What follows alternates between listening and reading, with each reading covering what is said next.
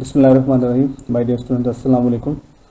I am here with you with this 11th lecture of Data Structures and Algorithms course. Let me first introduce myself. My name is Dr. Aftab Akram, and I have done my PhD in Computer Science from South China Normal University in Guangzhou, China. And currently I am working as a lecturer in Division of Science and Technology, University of Education, Lahore. And this lecture is actually the second part of the algorithm analysis series. And हमने last lecture में जो lecture 10 था उसमें हमने chapter number 3 start किया था अपनी text book का। तो उसमें हमने एल्गोरिथम एनालिसिस बेसिकली हमने डिस्कस करना स्टार्ट किया था। So this is the part 2।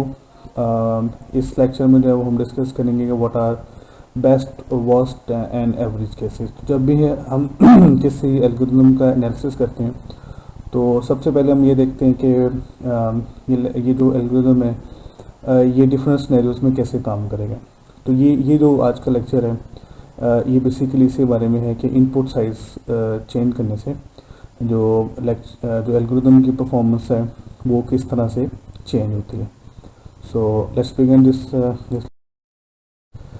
Okay. So first we will discuss कि ये जो इनपुट साइज में वेरिएशन है किस तरह से होती है। तो suppose we want to find the factorial of n. तो हमने ये करना है कि हमने लास्ट जो कुछ क्लासेस थी उसमें हमने ये एक एल्गोरिथम भी डिस्कस किया था कि जिसमें हमने एन का फैक्टोरियल फाइंड आउट किया था। तो अब क्वेश्चन यहाँ पे ये है कि इसका इनपुट साइज़ क्या होगा। तो इसका इनपुट साइज़ बेसिकली फिक्स्ड है, जस्ट वन इनपुट, एक नंबर आपने इनपुट करना है। तो बेसिकली कोई वेरिएशन इसके अंदर जो है वो इनपुट साइज़ में नहीं हो रही, because always you will input just one number.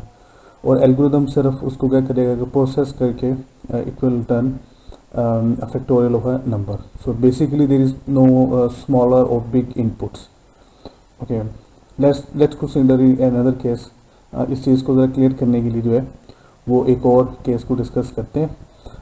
We have discussed largest value sequential search algorithms. एक एग्जांपल नंबर 3.1 में हमने इसको जो है वो डिस्कस किया था। बेसिकली ये है क्या, just to remind refresh your memory. तो हमने कहा था कि we have an array, like this is array, और इसमें डिफरेंट एलिमेंट्स हैं, they can be different elements, और इसका जो साइज़ है दैट इज़ एन। हम we represent the size of, normally ये जेन में रखने कि whenever we want to represent the size of input और size of array we will use this number n. और इसमें से हम एक वैल्यू सर्च करना चाह रहे हैं, लार्जेस्ट वैल्यू के। सो के is the largest value. So algorithm जो हमने ये पढ़ा था, ये जो लार्जेस्ट वैल्यू सीक्वेंशियल सर्च थी, इसमें हम क्या करते हैं, we start from the first location, और हम क्या करते हैं कि हम फर्स्ट हम कंसिडर ये करते हैं कि ये जो नंबर है सबसे बड़ा है, and then we compare this number with the other elements in the array. और हम क्या करते हैं कि इसकी एक लोकेशन को हम उसको क्या कह सकते हैं कि इसकी जो लोकेशन है उसको हम सेव कर देते हैं, उसको हम अपडेट कर देते हैं। अगर कोई हमें इस फर्स्ट लोकेशन से बड़ा नंबर मिलता है तो what we do actually, we actually save the location of that number. तो हम एंड पे ये कह देते हैं कि let's suppose k location number 10 पे जो नंबर था that was the largest number. But इसमें जो एक इसका इस एल्गोरिथम का जो एक इशू है इसके साथ वो ये है कि हमें तमाम लोकेशंस को वन बाय वन जो है वो चेक करना पड़ता है। So we can not leave any location unchecked, otherwise there will be problem कि उसमें हो सकता है कि जो आखिरी लोकेशन पे नंबर हो that is the largest number. तो लेकिन चाहे नहीं है, चाहे फर्स्ट यही नंबर सबसे लार्जेस्ट है। फॉर एग्जांपल एक सॉर्टेड अरे है जिसमें जो है वो फर्स्ट इस लोकेशन पे जो है वो लार्जेस्ट नंबर है और इस आखिरी लोकेशन पे स्मॉलेस्ट नंबर है। तो this number is largest and this is smallest. तो इन दैट केस जो रिमेनिंग कंपेरिजन्स हैं वो waste, just waste of time, लेकिन हमें सारे फिर भी करने पड़ेंगे। So this is actually drawback of this algorithm. Okay, so this algorithm examines every elements in array. I just explained this thing, and array size n varies, but still algorithm processes every element in the array. तो size जो अरे का है वो very हो सकता है, लेकिन क्या होगा कि स्टिल उसके बावजूद क्या होगा कि एल्गोरिथम ने अरे के हर एलिमेंट को उसने जो है वो चेक करना है। even if the element is found at the start of the array, and so in fact no best or worst case scenario। तो चाहे एलिमेंट जो है फर्स्ट लोकेशन पे भी मिल जाए तो हमें फिर उसके बावजूद हम पूरी अरे को जो है वो सर्च करेंगे। तो इसमें क्या है कि इसके अंदर कोई भी ना कोई बेस्ट केस है ना वर्स्ट केस है और ना कोई एवरेज केस है। इट्स जस्ट अ यूनिफॉर्म कि जो what ever the size location what is the location of the largest element, हम पूरी अरे को ही हम उसको जो है प्रोसेस करते हैं। इससे कोई नहीं है कि फर्स्ट लोकेशन पे हमें अगर लार्जेस्ट नंबर मिल भी गया तो it doesn't matter. So actually इसमें कोई भी बेस्ट और वर्स्ट केस नहीं है। तो ये एक्चुअली वो एग्जांपल्स हैं जिसमें हमने देखा कि इनपुट साइज से जो एल्गोरिदम की परफॉर्मेंस है इस पर कोई फ़र्क नहीं पड़ रहा। Okay, so we will move to the इसमें जो है वो हमने देखना है कि अब हम एक ऐसे एग्जांपल डिस्कस करते हैं जिसमें हमें इनपुट साइज़ के चेंज होने से जो एल्गोरिदम की जो परफॉर्मेंस है उस पर फ़र्क पड़ेगा। तो एक्चुअली क्या होगा कि इस केस में क्या होगा कि जो 3 डिफरेंट स्नैरियोज जो है वो क्रिएट होंगे, जिसमें एक एवरेज होगा, एक वर्स्ट स्नैरियो होगा, एक बेस्ट स्नैरियो होगा। So let's discuss this thing. For example, consider the problem of searching an array containing n integers to find the one with the particular value k. Assume that k appears exactly once in the array. तो similar इसमें case है कि हमारे पास एक अरे है और इसी तरह से क्या होगा कि इसका साइज़ n होगा और हमने एक एलिमेंट इसके अंदर सर्च करना है k, और हम ये अज्यूम कर रहे हैं कि जो k है कि एग्जैक्टली वंस ही इस अरे के अंदर जो है वो मौजूद है। ओके, अब हमने ये करना है कि हमने एक्चुअली करना क्या है कि we will start from the first element of the array. यहाँ से हम स्टार्ट करेंगे और हम 1 बाय 1 जो है वो एलिमेंट्स को कंपेयर करते जाएंगे और हमें जहाँ पे ये एलिमेंट मिल जाएगा, ये के एलिमेंट जो है, ये के एलिमेंट जो है मिल जाएगा, तो हम उस लोकेशन को सेव कर लेंगे। That is our answer. हम कह देंगे कि ये जो के है it's on this particular location. अब इसकी 3 पॉसिबिलिटी हैं। फर्स्ट पॉसिबिलिटी ये हो सकता है कि आपको ये फर्स्ट लोकेशन पर ही मिल जाए। So this is the actually the best case. अब इसमें क्या होगा कि सिर्फ एक कंपैरिजन करना पड़ेगा एंड दैट्स इट। अच्छा, इसके टोटली ऑपोजिट क्या हो सकता है कि आखिरी लोकेशन पे मिल जाए, this is the last location, के जो है वो यहाँ पे हो। सो दिस इज़ एक्चुअली क्या होगा कि आपको जितना भी अरे के एलिमेंट्स हैं सबको चेक करते जाएंगे and then you will go to this last location and you will find that k is placed here. तो ये हमें जाहिर सी बात है ये नहीं पता था कि आखिरी लोकेशन पे है, तो हम तो ये ऑलवेज एल्गोरिथम में ऐसे ही स्टार्ट करेंगे कि वो start from the first location and then compare each location 1 by 1, और हम जहाँ पे हमें ये मिल जाएगा कि वहीं पे हम सर्च को जो है वो स्टॉप कर देंगे। अच्छा, ये है वर्स्ट केस, बिकॉज इसमें क्या होगा कि इसमें हमें n कंपेरिजन्स करने पड़ेंगे बिकॉज द साइज ऑफ अरे इज n। ओके, और इसके अलावा हो सकता है कि इसका एवरेज केस हो सकता है कि ये एलिमेंट जो है वो किसी मिडल लोकेशन में या अराउंड द मिडल जो है वो कहीं पे हो, तो वो हम उसे कह देंगे that is the average case. Okay, the sequential search algorithm. अच्छा, इस एल्गोरिथम को हम बोलते हैं sequential search algorithm. Begins at the first position in the array and looks at each value in turn until the k is found. Once the k is found, algorithm stops. तो ये अभी जिस तरह से मैंने आपको एक्सप्लेन किया कि अब इसमें ये है कि k we know that k is only once, k जो है उसका वो सिर्फ एक बार है, तो जहाँ पे भी हमें k मिल लेगा we will stop there, चाहे वो फर्स्ट लोकेशन पे ही मिल जाए, algorithm will stop at that, वहीं पे जो है वो एल्गोरिथम स्टॉप हो जाएगा, हम मज़ीद उससे आगे जो है वो हम नहीं जाएंगे। अब इसमें क्या है, सिक्वेंशियल सर्च में इसमें हमारे पास जो है वो बेसिकली तीन केसेस हमें मिलेंगे। Let's discuss this. There is a wide range of possible running times for this sequential search algorithm. उसमें सबसे पहले जो है वो है हमारे पास बेस्ट केस है। बेस्ट केस क्या है, the first integer in the array could have value K, so only one integer examine. तो इसमें सिर्फ एक कंपैरिजन हमें करना पड़ेगा, this is the best case. Worst case क्या होगा, if the last position in the array contains K then the running time is relatively long because the algorithm must examine n values. तो हमें n comparison जो है वो different comparison जो है वो करने पड़ेंगे। और एवरेज केस क्या होगा, case found somewhat in the middle of the array, on average the algorithm examines about n/2 values. तो ये तकरीबन हाफ होंगी, हाफ साइज उसको करना पड़ेगा। अब ज़रूरी नहीं कि एग्जैक्टली वो मिडल में हो, इट मे बी पॉसिबल कि वो मिडल से थोड़ा पहले भी हो सकता है या मिडल से थोड़ा बाद भी हो सकता है। तो हम ये जो एवरेज केस है, typically it's very difficult to establish an average case scenario कि ये क्या होता है, लेकिन हम टिपिकली ये ले लेते हैं कि उसको जो है तकरीबन उसे मिनिमम उसको हाफ लोकेशंस जो है वो हम उससे लाजमन जो है वो उसको कंपेयर करनी पड़ेंगी। तो इसलिए जो है वो हम ये कह देते हैं इस जो एल्गोरिथम है एटलीस्ट जो है वो n/2 वैल्यूज जो है वो एग्जामिन करेगा। So these are the 3 different cases, और हम इनसे कह देते हैं कि हमारे पास एक बेस्ट केस है, वर्स्ट केस है और एवरेज केस है।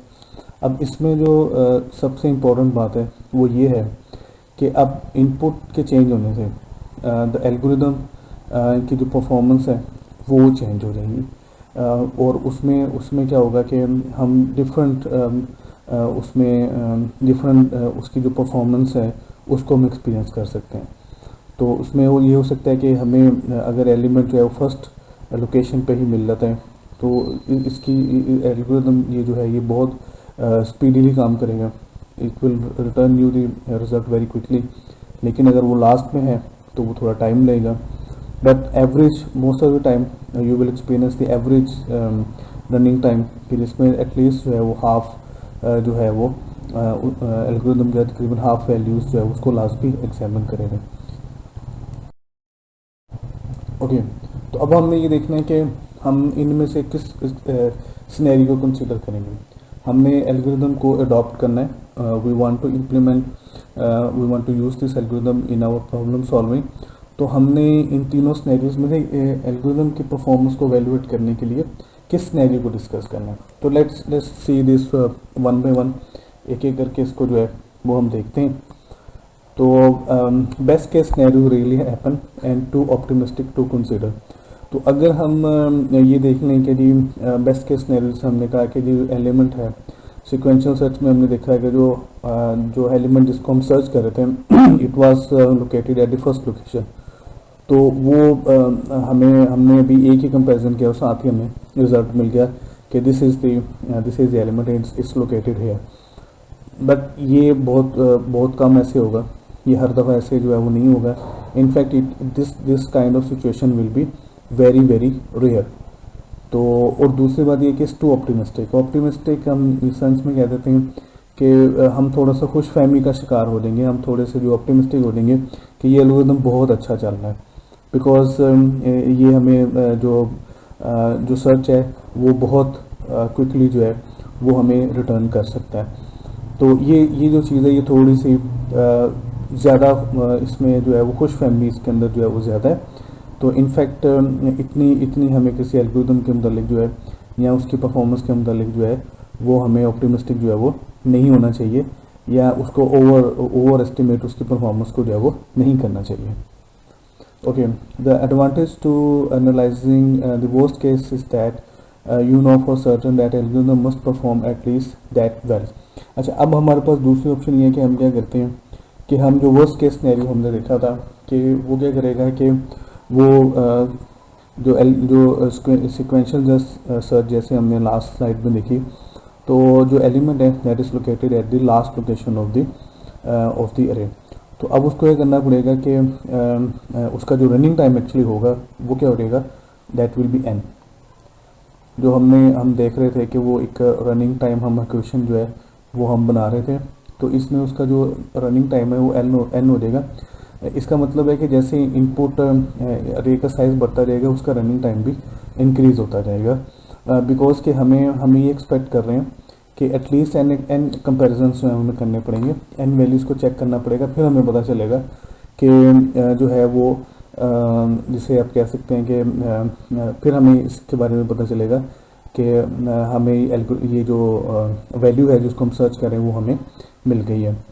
तो अब इसमें प्रॉब्लम क्या है कि हमें इतना होगा कि this is the worst case scenario कि एट मैक्स इससे पहले भी हमें मिल सकता है जिस तरह से जो बेस्ट केस था कि जो एक एलिमेंट है that is located at the first location of the अरे, इसी तरह से कि एक एलिमेंट है it is located at the last element of अरे, तो ये दोनों केसेस जो हैं ये बहुत रेयर हैं। बहुत कम ऐसा होगा कि एलिमेंट फर्स्ट लोकेशन पे होगा, बहुत कम ऐसा होगा कि एलिमेंट लास्ट लोकेशन पे होगा। Most of the time it will be located somewhere in between, around the middle जो है वहाँ पे होगा। अच्छा, अभी इसमें क्या है, लेकिन इसका फ़ायदा क्या है, वर्स्ट केस सिनेरियो को कंसीडर करने का फ़ायदा क्या है, तो इसका फ़ायदा हमें ये होगा कि हमें पता होगा कि चलें हम इतना तो पता है ना कि हमें 10 कंपैरिजन करने पड़े। अगर 10 से पहले जो है वो हमें रिजल्ट मिल जाता है सो दैट्स ओके, तो अगर उससे पहले मिल जाता तो दैट्स ओके, उसमें कोई प्रॉब्लम नहीं है। लेकिन हमें ये पता है कि मैक्सिमम हमें जो है वो n कंपैरिजन्स करने पड़ेंगे। और लेट्स से कि अगर इसका साइज़ जो है, अरे का साइज़ अगर 10 है तो हमें पता है कि हमें 10 कंपैरिजन्स तो करने ही पड़ेंगे, मैक्सिमम इतने करने पड़ेंगे, इससे ज़्यादा जो है वो नहीं हो सकते। 10 तो होंगे, 10 से हो सकता है कि हमें 10 से कम में भी रिजल्ट मिल जाए, बट मैक्सिमम कितने होंगे, 10 होंगे, इट्स ओके, नो प्रॉब्लम। ये हमारे जहन में ऑलरेडी जो है वो होगा। तो ये हमें एक एडवांटेज होगा कि ओके, इतनी इतनी एक्सपेक्टेशन हमें होगी कि ठीक है ये एल्गोरिदम जो है ये इस हद तक तो जाएगा, ये हमें इसके बारे में पता है। अच्छा, तीसरी हमारे पास जो पॉसिबिलिटी है वो ये है कि we can consider the average cases. Average cases they represent the typical behaviour of an algorithm. तो अभी जैसे मैंने आपसे कहा कि ऐसा रेयर होगा कि कोई एलिमेंट, जैसे सिक्वेंशियल सर्च की हम बात कर रहे हैं, वो आपको फर्स्ट लोकेशन पे मिल रहा है या लास्ट लोकेशन पे मिल रहा है, it will be rare. Most of the time the element will be located around the middle में जो है वो कहीं पे जो है वो होगा।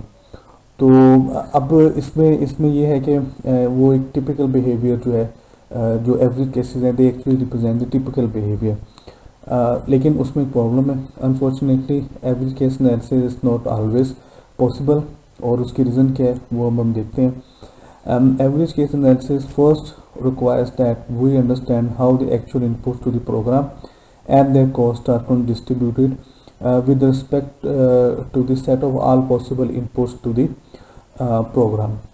अच्छा, अब इसमें क्या है कि इसके लिए हमें क्या करना पड़ेगा कि उस एल्गोरिथम को हमें बार बार रन करना पड़ेगा, not just one times but many times. और जितनी दफ़ा हम उसको रन करेंगे दैट ये उतना हमें जो है उसके बारे में क्लियरली हम उसके बारे में कह सकते हैं। तो सपोज़ के मैं आपको एग्जांपल देता हूँ कि आप ये सपोज़ करें कि आपके पास एक रे है और इसके अंदर आपने जो लोगों की हाइट्स हैं वो स्टोर की हुई हैं।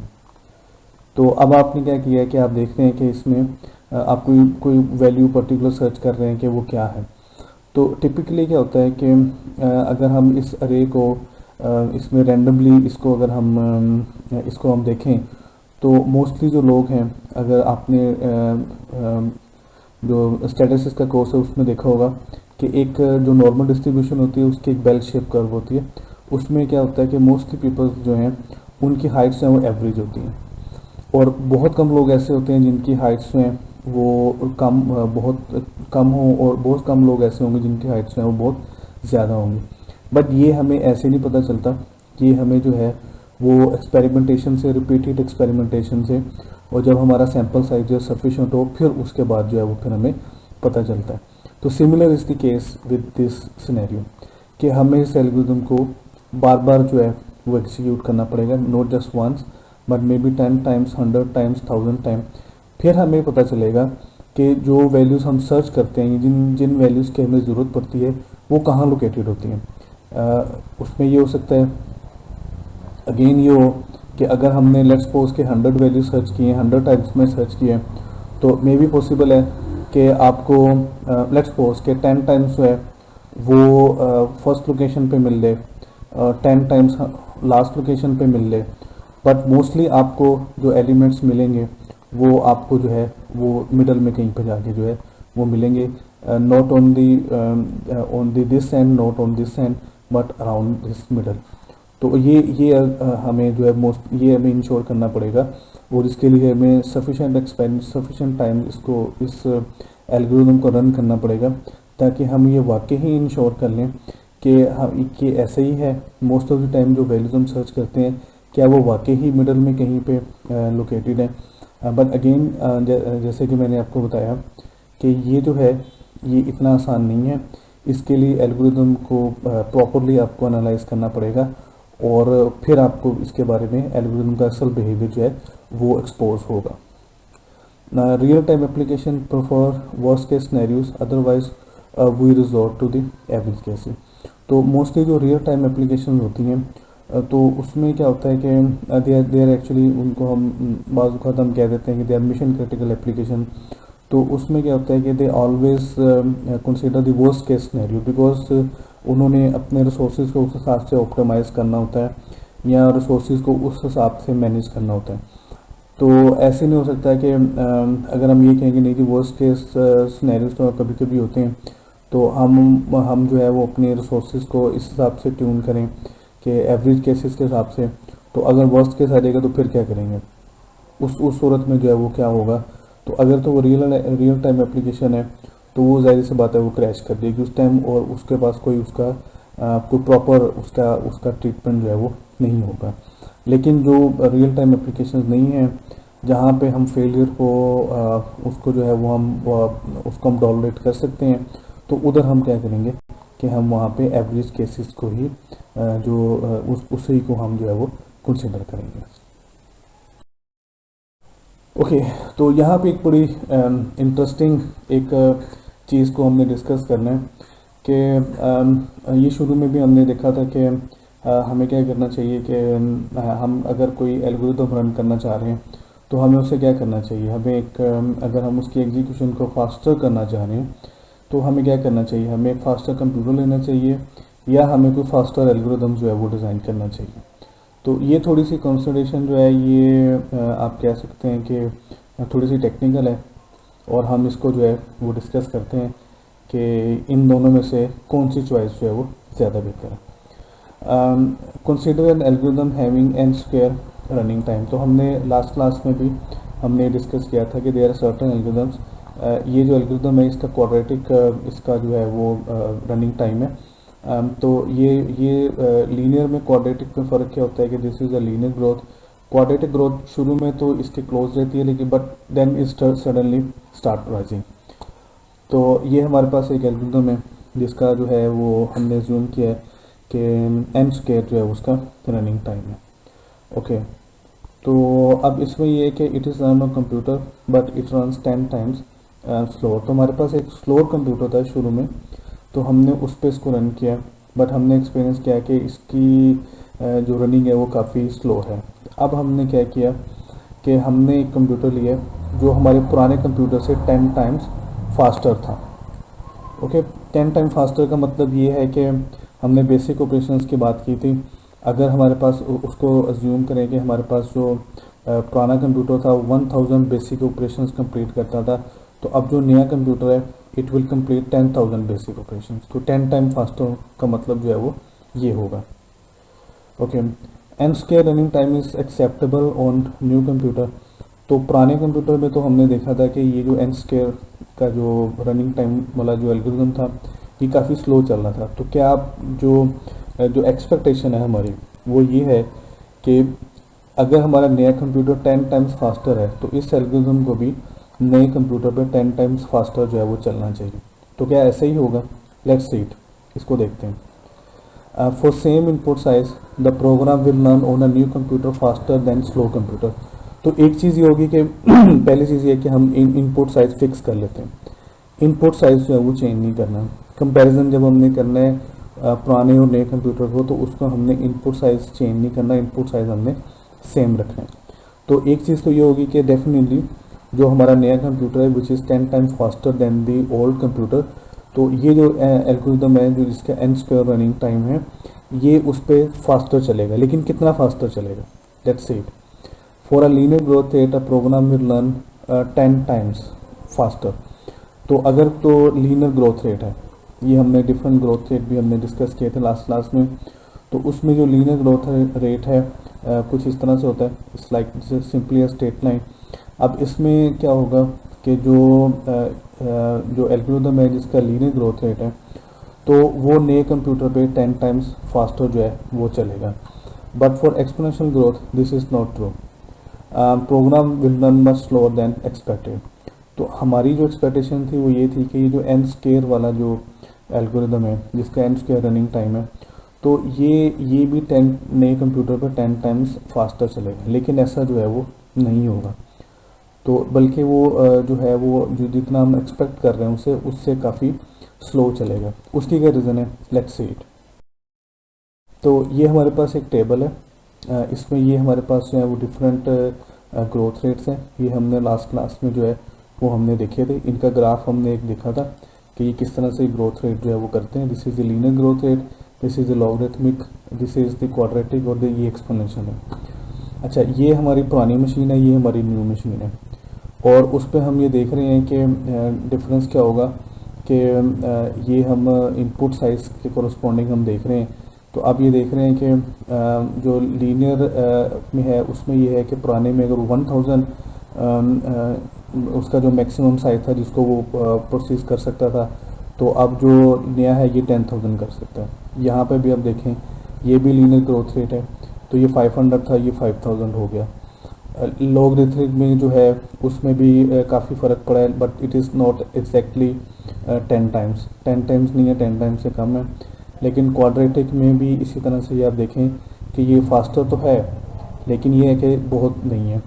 और इस तरह से जो एक्सपोनेंशियल है सबसे आप ये कह सकते हैं कि जो वर्स्ट है वो ये है। अच्छा, ये अब हम देख रहे हैं कि चेंज कितनी है, ये नए कंप्यूटर में पुराने कंप्यूटर में चेंज कितने हैं।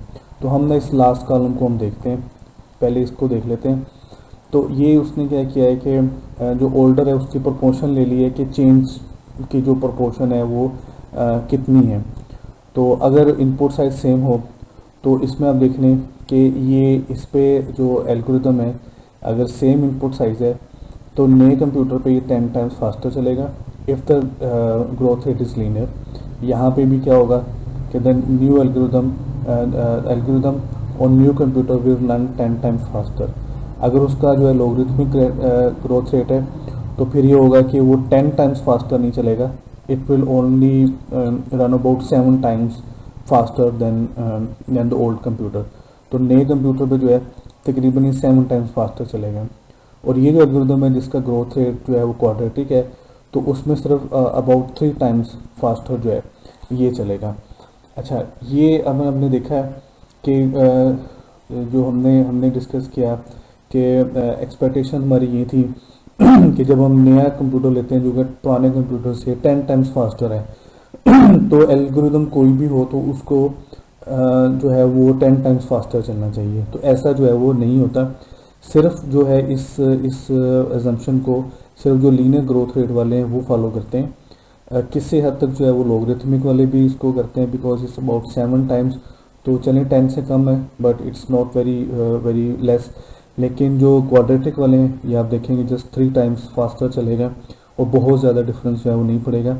But worst case scenario is this one, जो एक्सपोनेंशियल ग्रोथ में होंगे उसमें अगर आप देखें जो इनकी इनपुट साइज़ जो प्रोसेस मैक्सिमम कर सकते हैं वो डिफरेंस ये है कि यहाँ पे ये 13 है, मैक्सिमम एन की जो पावर होगी वो 13 है, और जो न्यू कंप्यूटर है उसमें एन की जो एन का जो वैल्यू है दैट्स ओनली 16।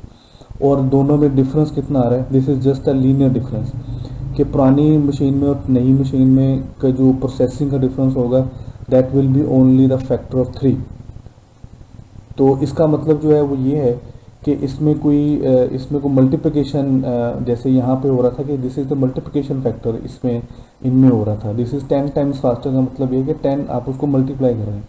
तो यहाँ पे मल्टीप्लिकेशन नहीं हो रही, यहाँ पे क्या हो रहा है, एडिशन हो रही है। सो इट्स एक्चुअली हम ये कहना चाह रहे हैं कि पुराने कंप्यूटर में और नए कंप्यूटर में जो एल्गोरिथम जिनकी एक्सपोनेंशियल ग्रोथ है और उनकी प्रोसेसिंग में बहुत ज़्यादा फ़र्क जो है वो नहीं होगा। इनफैक्ट आप ये कह सकते हैं कि कोई भी फ़र्क जो है वो नहीं होगा बिकॉज इट्स जस्ट डिफरेंस कितना है पुराने और नए में, जस्ट +3 का एक कांस्टेंट फैक्टर का डिफरेंस है बस, ये इसके अलावा जो है वो डिफरेंस नहीं है। और ये भी डिफरेंस कहाँ से है, you can see from here.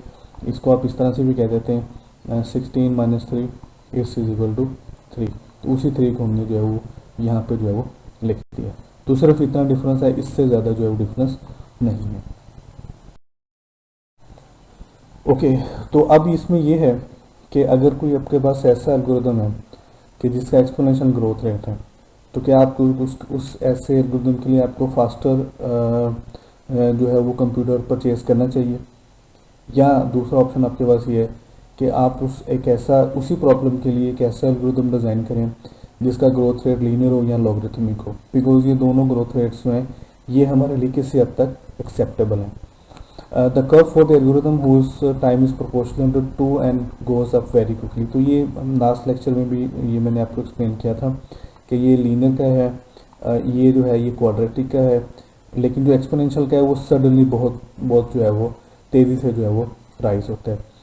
तो इसमें क्या है, the increase in the problem size on the machine 10 times faster is shown to be about n+3। तो सिर्फ इतना डिफरेंस पड़ेगा कि सिर्फ +3 के फैक्टर से उसका उसमें ऐड होगा, इससे ज़्यादा जो है उसके अंदर फ़र्क जो है वो नहीं पड़ेगा। The increase in problem size for an algorithm with the exponential growth rate is by constant addition not by a multiplicative factor. तो उसमें ये हो रहा है कि हम जो लीनियर ग्रोथ थी उसमें हम मल्टीप्लाई कर रहे थे 10 टाइम्स फास्टर का मतलब ये है कि हम ये कर रहे हैं कि अगर जो एल्गोरिदम है वो पुरानी मशीन पे लेट्स से कि 10 सेकंड ले रहा था तो नई मशीन पे वो 1 सेकंड में करेगा, लेकिन यहाँ पे इस तरह से जो है वो नहीं है। ये बल्कि एक इतना सिर्फ फ़र्क पड़ेगा कि जो फ़र्क पड़ा है वो सिर्फ एक कांस्टेंट फैक्टर पड़ा है which is +3। It's not a multiplicative improvement, it's just addition, constant addition है सिर्फ। okay, because the old value of n was 13 and new problem size is 16। तो ये मैंने आपको बताया था कि ये 3 जो है ये सिंपली इस वजह से आया कि बिकॉज के जो हमारे पास जो था न्यू प्रॉब्लम साइज 16 है और ओल्ड वाज 13, तो 16 माइनस 13 जो है वो 3 है, तो उतना ही फ़र्क पड़ा है, इससे ज़्यादा जो है इसके अंदर फ़र्क जो है वो नहीं पड़ा है। If next year you by another computer 10 times faster yet than the new computer, 100 times faster than the original computer, will only run a problem of size 19। अच्छा, अब इसमें क्या हो गया कि आपने सबसे पहले आपके पास एक कंप्यूटर था तो फिर आपने क्या किया कि उससे कंप्यूटर लिया जो कि 10 टाइम्स फास्टर था। उस पर हमने कहा कि जो पुराना कंप्यूटर था उस पर जो मैक्सिमम n की वैल्यू जो हम ले सकते हैं दैट इज़ 13, फिर जो 10 टाइम फास्टर था उसमें ये आ गया 16। अब हमने एक ऐसा कंप्यूटर लिया है जो इस कंप्यूटर से दिस वन इससे 100 टाइम्स फास्टर है, तो उस पर जो मैक्सिमम प्रॉब्लम साइज है वो हो जाएगा 19, यानी कि n की वैल्यू जो है वो एक्सपोनेंशियल ग्रोथ के लिए, this is the exponential growth. इसके लिए n की वैल्यू जो 100 टाइम्स फास्टर मशीन है वो सिर्फ 19 दे सकते हैं, इससे बियॉन्ड आप नहीं जा सकते, because this is the maximum input which that this computer can process. तो अब इसमें क्या होगा कि अगेन क्या होगा कि इसमें कोई मल्टीप्लिकेटिव जो इसमें फ़र्क नहीं पड़ेगा, जस्ट इसके अंदर जो फ़र्क आएगा वो अगेन एक कांस्टेंट फैक्टर जो है वो जो पुरानी मशीन है और नई मशीन की जो इस जो है जो इसमें फ़र्क आएगा वो सिर्फ एक मल्टीप्लिकेटिव फैक्टर जो है वो आएगा। ओके, इसमें अब क्या है कि हम एक एग्जांपल डिस्कस करते हैं। Consider replacing the exponential growth rate with the logarithmic growth rate. तो ये हमारे पास एक n स्क्वायर का है, हमने इसको रिप्लेस कर दिया विच n log n। ओके, अब हम क्या करते हैं कि algorithm with running time n square, ये हमने देखा था कि उसका रनिंग टाइम n स्क्वायर है, तो इसका जो है इसका मतलब ये n स्क्वायर का मतलब ये है कि इट विल रिक्वायर, अगर इसका इनपुट साइज जो है वो 1024 है, let's say this can be the number of जो लोकेशंस हैं उसमें ये नंबर ऑफ कंपैरिजंस हैं जो उसमें अरे का जो साइज़ है दैट इज़ 1024। अब आपको क्या करना पड़ेगा 1024 इंटू 1024, तो ये इतने टाइम स्टेप्स जो है वो आपको इनपुट करने पड़ेंगे फॉर 1024। तो इतने कंपैरिजंस या इतनी कंप्यूटेशन जो है जो बेसिक ऑपरेशन है वो आपको करने पड़ेंगे। This is very very very large value. और अगर आप एल्गोरिदमिक लेते हैं, an algorithm with running time n log n requires 1024 into 10, तो इस ओनली रिक्वायर्स ये 10,240 time steps for input size of n is equal to 1024। अब इसमें आप देख लें और इसमें देख लें, there is a huge difference. This is actually हमने उसको चूँकि n स्क्वायर था, उसका मतलब ये है कि हम इस इनपुट का स्क्वायर ले रहे हैं। तो आप ये देखें कि ये जो उसका जो एग्जीक्यूशन है, उसका जो रनिंग टाइम है, सिंपली फॉर सिंप्लीफिकेशन अगर आप ये कह सकते हैं कि इनमें से एक स्टेप को कंप्लीट होने के लिए अगर 1 सेकंड चाहिए, तो आप ये ज़ूम करें कि एल्गोरिदम का जो टोटल रनिंग टाइम है that will be this one, about this is about 1 million second. और जबकि अगर आप इसका तरफ देखें, दिस इज़ ओनली 10,000 सेकंड्स, अगर आप सेम टाइम कंसीडर जो है वो करें। इनफैक्ट जो है वो 1 सेकंड में कंप्यूटर में कोई ऑपरेशन होता है, is too large time. Mostly जो ऑपरेशन हैं कंप्यूटर में वो माइक्रो या नैनो सेकंड्स में जो है वो कंप्लीट होते हैं। लेकिन जस्ट फॉर सिंप्लीफिकेशन मैंने आपको एग्जांपल दी कि अगर ये एक स्टेप जो है वो 1 सेकंड में कंप्लीट होता है, तो जो n स्क्वायर का एल्गोरिदम होगा ये 1 मिलियन सेकंड चलेगा। और ये जो लॉगरिथमिक जिसकी ग्रोथ है, ये सिर्फ जो है वो 10,000 सेकंड्स जो है उसमें आपको इनपुट जो है वो दे देगा। If the problem size is greater than 58, तो ये जो n स्क्वायर है it will B n log n। तो ये हमने जो है वो देखा था, जो लास्ट क्लास में हमने लास्ट लेक्चर में हमने देखा था कि जो हमने एक जो ग्राफ देखा था, तो उसमें हम देखें कि जब n स्क्वायर जो इनपुट साइज़ है ये n की वैल्यू है, n की वैल्यू जो है वो 58 से ग्रेटर हो जाए, तो n square will be larger than n log n। So if your problem size is greater than 58, you should replace your algorithm rather than buying new computer। तो अब इसमें क्या होगा कि अगर इसका इनपुट का साइज़ है ये 58 या इससे ज़्यादा हो जाता है, अगर इससे कम रहेगा तो फिर इसमें इतना ज़्यादा डिफरेंस नहीं होगा, कंप्यूटर्स में इसके इन दोनों की परफॉर्मेंस में ज़्यादा डिफरेंस नहीं होगा। बट अगर ये 58 से ज़्यादा हो जाता है तो तब क्या होगा कि जो एल्गोरिदम की जो रनिंग है उसमें जो है वो बहुत ज़्यादा डिफरेंस आ जाएगा। तो n स्क्वायर जो है वो that will be greater than n log n। तो इस सूरत में आपको करना चाहिए कि instead of buying a faster computer you should improve your algorithm, और एल्गोरिदम की जो कम्प्लेक्सिटी है या उसका जो रनिंग टाइम है उसको ट्रांसफॉर्म करना चाहिए from n square to log n। अगर आप उसको लीनियर कर देते हैं तो ये तो बहुत अच्छी बात होगी, लेकिन क्या होगा कि एटलीस्ट आप ये कर सकते हैं कि n स्क्वायर से उसको जो है वो n log n जो उसका रनिंग टाइम है उसमें आप उसको कन्वर्ट करते हैं। ओके, तो नेक्स्ट लेक्चर में इंशाल्लाह हम इसी डिस्कशन को कंटिन्यू करेंगे, और हमने जो टॉपिक अपना स्टार्ट करना that is a very important topic which is the asymptotic analysis.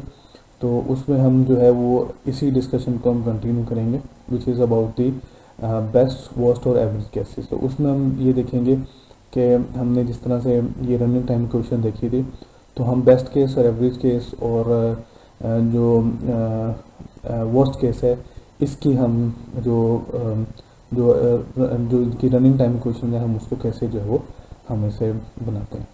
So till next lecture, see you अल्लाह हाफिज़ and see you in next lecture इंशाल्लाह।